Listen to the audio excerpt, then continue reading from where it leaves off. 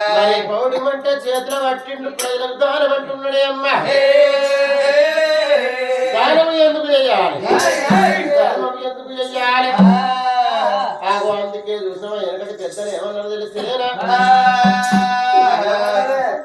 ధరనిలో వెయ్యేళ్ళు తనువు నిలవగలేదు ధనం ఎప్పటికీ శాశ్వతము కాదు ధరనిలో వెయ్యేళ్ళు తనువు నిలవగలేదు ధనం ఎప్పటికీ శాశ్వతము కాదు దాసుదాసులు నీ వెంట రాలేరు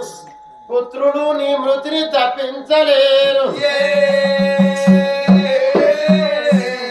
సుదాసులు నీ వెంట రాలేరు పుత్రులు నీ మృతిని తప్పించలేరు